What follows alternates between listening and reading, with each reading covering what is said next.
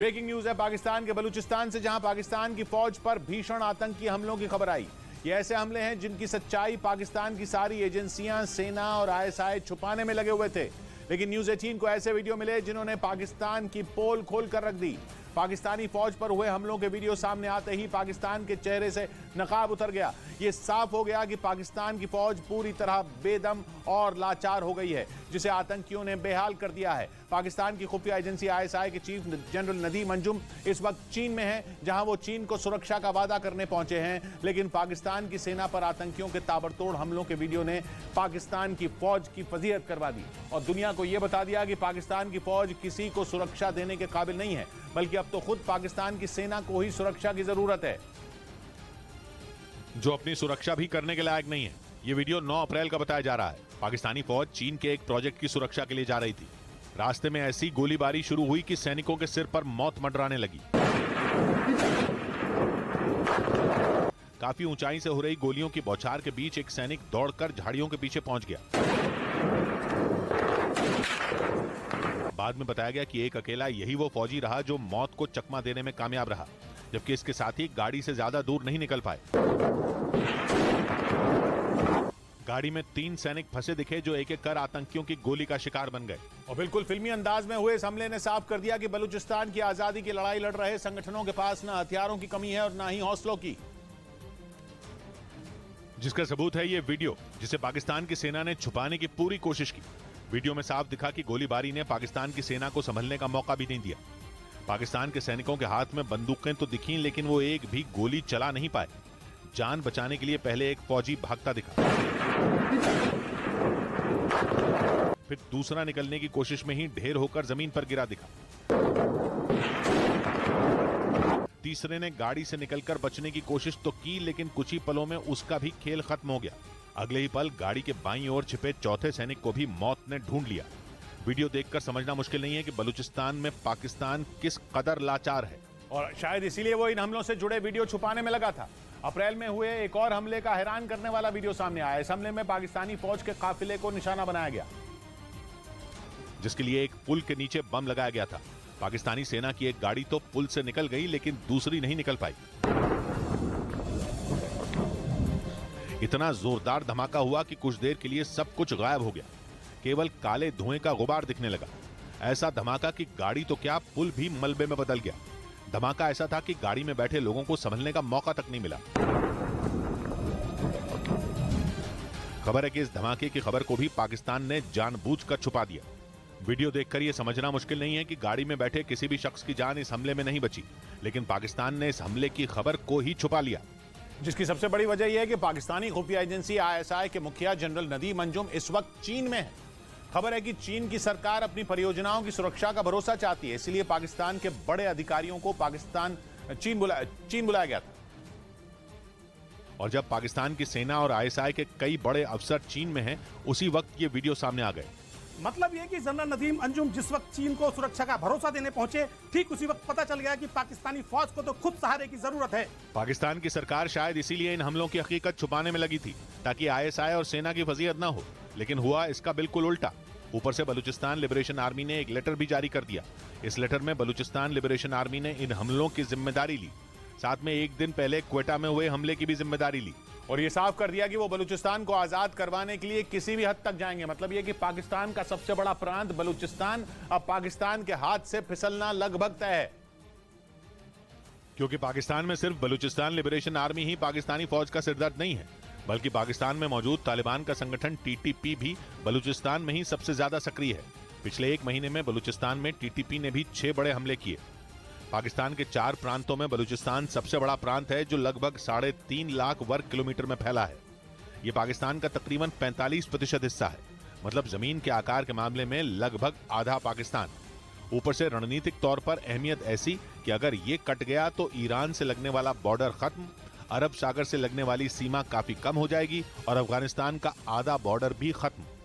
सबसे बड़ा नुकसान ये कि ग्वादर पाकिस्तान से छिटक जाएगा, और ग्वादर तक सीपीईसी को पहुंचाना चीन का सबसे बड़ा सपना है। यानी अगर पाकिस्तान बलूचिस्तान को नहीं बचा पाया तो वो चीन के किसी काम का नहीं बचेगा। उधर रूस ने नेटो से लड़ने के लिए तैयारी शुरू कर दी और उसकी वायुसेना ने अभ्यास तेज कर दिया। यह जानकारी रूस की वायुसेना के एक बड़े अधिकारी ने दी और एक इंटरव्यू में बताया कि रूस अपनी सीमाओं को सुरक्षित करने में जुट चुका है, जिसकी वजह रूस का पड़ोसी देश फिनलैंड है, जो अब नेटो का 31वां सदस्य और रूस का कट्टर दुश्मन है। और इसीलिए रूस की वायुसेना ने जमीन आसमान एक कर दिया। रूस और फिनलैंड के बॉर्डर पर तगड़ा युद्ध अभ्यास हुआ। ये जानकारी रूस की वायुसेना के एक बड़े अधिकारी ने दी और बताया कि रूस की उत्तरी और पश्चिमी सीमा पर खतरा है, क्योंकि रूस से 1300 किलोमीटर लंबी सीमा साझा करने वाला फिनलैंड अब नेटो में है और नेटो की सेना कभी भी रूस के पड़ोस में पहुंच सकती है। और इसी बात ने पुतिन और उनके अधिकारियों की नींद उड़ा रखी है, क्योंकि पुतिन जानते हैं कि अकेले फिनलैंड से तो वो जीत सकते हैं, लेकिन अगर नेटो की सेना फिनलैंड पहुंच गई तो जंग भयंकर हो जाएगी, जिससे यूक्रेन युद्ध से बदतर हालात हो सकते हैं, क्योंकि रूस की सेना अकेली 31 देशों की सेना से लड़ेगी। मुमकिन है कि परमाणु युद्ध हो जाए, क्योंकि नेटो के पास खतरनाक परमाणु हथियार हैं। पुतिन ने इसी वजह से रूस और फिनलैंड की सीमा पर ध्यान देना शुरू कर दिया और वहां युद्ध अभ्यास करके अपने हथियारों और विमानों की धार चेक की। इधर कर्नाटक में बीजेपी के बड़े नेता के.एस. ईश्वरप्पा ने चुनाव लड़ने से इनकार कर दिया। के.एस. ईश्वरप्पा फिलहाल कर्नाटक के शिवमोगा से बीजेपी विधायक हैं, लेकिन उन्होंने अगले महीने होने वाले विधानसभा चुनावों में लड़ने से इनकार कर दिया। ईश्वरप्पा ने बीजेपी अध्यक्ष जेपी नड्डा को चिट्ठी लिखकर अपने फैसलों के बारे में बताया, जिसके बाद कांग्रेस ने उन पर निशाना साध दिया। हालांकि बीजेपी ने के.एस. ईश्वरप्पा के फैसले का बचाव किया। योगदान बहुत है पार्टी मजबूत करने के लिए। के.एस. ईश्वरप्पा ने यह फैसला कर्नाटक चुनाव के लिए बीजेपी उम्मीदवारों पर लगातार हो रहे मंथन के बीच लिया।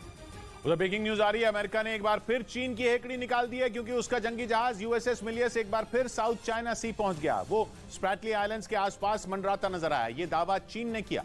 उसने आरोप लगाया कि अमेरिका का जंगी जहाज गैर कानूनी तरीके से साउथ चाइना सी में घुसा, जबकि ये पूरा इलाका चीन का है। अमेरिका का जंगी जहाज ऐसे समय में साउथ चाइना सी में देखा गया जब चीन वहां युद्ध अभ्यास कर रहा था। उसने ताइवान की बर्बादी का ट्रेलर दिखाने वाला वीडियो भी जारी किया था, जिसके बाद अमेरिका ने एक बार फिर अपने ताकतवर जंगी जहाज यूएसएस मिलियस को वहां चक्कर लगाने भेज दिया, जिससे समंदर में जंग की जमीन तैयार होने लगी। क्योंकि अमेरिका का जंगी जहाज साउथ चाइना सी में उस समय घुसा जब चीन वहां 3 दिन तक युद्ध अभ्यास कर रहा था, जिस पर चीन तो भड़का, लेकिन अमेरिका ने इस घटना को रूटीन एक्सरसाइज बताकर चीन की हेकड़ी निकाल दी, क्योंकि वो पहले ही कह चुका है कि साउथ चाइना सी पर चीन का अधिकार नहीं है। लेकिन चीन ने अमेरिका के युद्धपोत यूएसएस मिलियस के साउथ चाइना सी में घुसते ही हाय तौबा मचानी शुरू कर दी, क्योंकि पिछले 1 महीने में दूसरी बार अमेरिका का ये ताकतवर जहाज साउथ चाइना सी घुसा। चीन ने आरोप लगाया कि इस बार अमेरिकी जहाज स्प्रैटली आइलैंड्स के आसपास मंडरा रहा था और ये गैर कानूनी है। चीन इसलिए भी चिढ़ा क्योंकि वो ताइवान के आसपास 3 दिन की मिलिट्री ड्रिल कर रहा था, जिसके जरिए वो अमेरिका को उसकी हद याद दिलाना चाहता था। चीन ने साउथ चाइना सी में एक बार फिर मिसाइलें दागी, लड़ाकू विमान उड़ाए, ताइवान की बर्बादी का ट्रेलर दिखाने वाला एनिमेटेड वीडियो तक जारी कर दिया। उसने ये सारा तमाशा इसलिए किया क्योंकि वो चाहता था कि बाइडेन ताइवान के आसपास अपना जहाज या विमान न भेजें। लेकिन हुआ उसकी उम्मीद से उल्टा। बाइडेन का जंगी जहाज युद्ध अभ्यास के दौरान ही वहां पहुंच गया, जिससे चीन की हेकड़ी निकल गई। उसकी अमेरिका को पीछे धकेलने की कोशिश पर पानी फिर गया, क्योंकि अमेरिका ने दोबारा अपना जहाज वहां भेजा और चीन की आंखों में आंखें डालकर उसे बता दिया कि वो साउथ चाइना सी में घुसेगा, वो भी डंके की चोट पर, क्योंकि प्रशांत महासागर चीन का नहीं बल्कि पूरी दुनिया का हिस्सा है। लेकिन चीन अमेरिका के इस तर्क को नहीं मानता। वो इसलिए भी भड़का क्योंकि अमेरिका का यूएसएस मिलियस साउथ चाइना सी के स्प्रैटली आइलैंड्स के करीब पहुंच गया। स्प्रैटली आइलैंड्स के किनारे चीन, ताइवान और वियतनाम से लगते हैं और ये तीनों ही देश उसे अपना बताते हैं। लेकिन चीन अपनी ताकत के दम पर ताइवान और वियतनाम के दावे को दबाने की कोशिश करता है, क्योंकि चीन कहता है कि साउथ चाइना सी पर उसका कब्जा है और अगर किसी को वहां घुसना है तो वो उसकी इजाजत लेकर वहां आए। और उसकी यही दादागिरी अमेरिका को बर्दाश्त नहीं, जिसकी वजह से उसके 1 महीने में दूसरी बार यूएसएस मिलियस साउथ चाइना सी भेज दिया और खुलकर कहा कि उसे वहां जाने से कोई नहीं रोक सकता। पिछले दिनों से अमेरिका के जंगी जहाज लगातार चीन के आसपास मंडरा रहे हैं। कुछ दिन पहले ही यूरेशियन टाइम्स ने दावा किया था कि अमेरिका का निमित्ज एयरक्राफ्ट कैरियर ताइवान से करीब 700 किलोमीटर दूर खड़ा है, तो वहीं चीन का शेंडोंग एयरक्राफ्ट कैरियर ताइवान से करीब 350 किलोमीटर दूर खड़ा है और दोनों कभी भी आमने सामने आ सकते हैं, क्योंकि वो लुजान स्ट्रेट के बाशी चैनल में खड़े हैं। लुजान स्ट्रेट के बाशी चैनल को सैन्य अभियानों के लिए जाना जाता है और ये फिलीपींस और ताइवान के बीच है। मतलब चीन और अमेरिका प्रशांत महासागर के उस हिस्से में लड़ने के लिए तैयार हैं जो फिलीपीन सागर और साउथ चाइना सी को जोड़ता है।